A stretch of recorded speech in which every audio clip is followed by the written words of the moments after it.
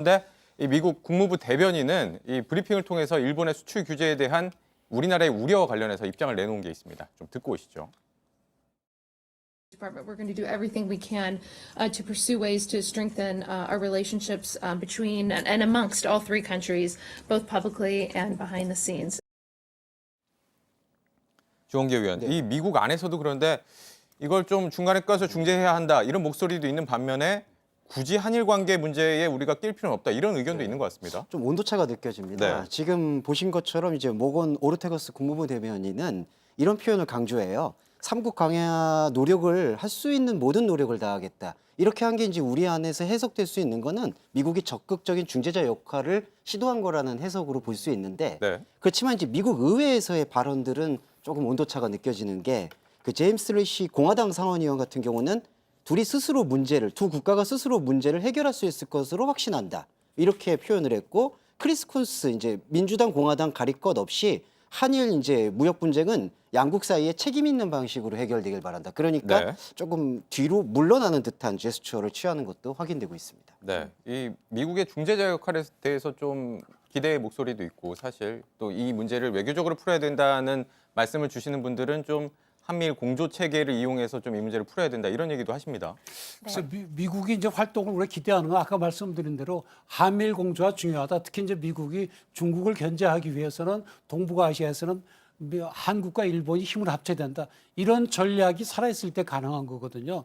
근데 만약에 미국이 한국과 일본이 틀어져 도저히 안 된다 싶을 땐 제 생각에는 아마 미국은 일본을 택할 겁니다. 그렇게 되면 우리는 완전히 아무한테도 의지할 수 없는 그런 위치가 있기 때문에 그런 건 진작부터 막아야 되고요.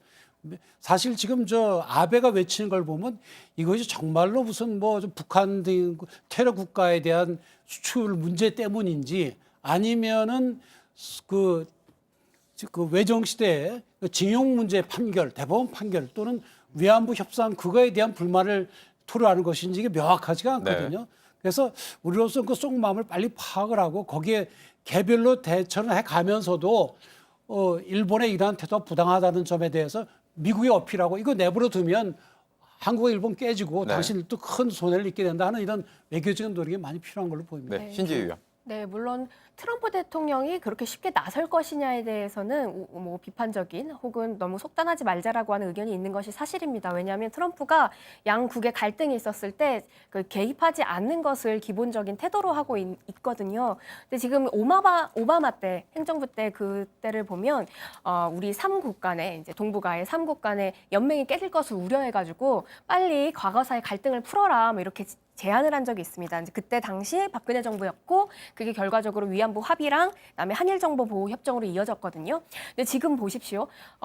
지금 무역 갈등이 한국에서만 지금 문제가 되는 게 아니라 결과적으로 반도체나 OLED 이런 것들의 생산이 낮아지면 네. 그 영향을 미국에 있는 애플이나 페이스북이나 여러 기업들이 타격을 받을 것으로 너무 쉽게 예상이 되고 있어요. 한 6개월이나 12개월, 1년 사이에 직접적인 타격이 갈 것으로 예상되고 있는데 과연 이때 트럼프 대통령이 아무것도 안 할 것인가? 저는 오히려 더 발빠르게 움직일 수 있을 거라고 생각을 하고요. 네. 워낙 여러 장소에서 워낙 여러 공개적인 장소에서 기업들에 대한 지지나 아니면은 어떤 세일즈맨 같은 태도들을 좀 보여왔기 때문에 이번에도 본인 자국의 기업이 타격을 받을 것으로 예상되기 때문에 오히려 나올지 않을까라는 예상을 하고 있습니다. 네. 한 가지만 더 덧붙이자면 네, 오은 의원이죠. 네. 중국에 대한 견제도 맞고 자국 기업 보호도 맞고 그런데 최근에 이제 미국에서 비핵화 협상에 다시 나서고 있지 않습니까? 그렇기 때문에 북한 문제 때문에라도 결국은 다시 이 한미일 공조 때문에 그 이야기를 다시 또 재개하지 않을까라는 생각을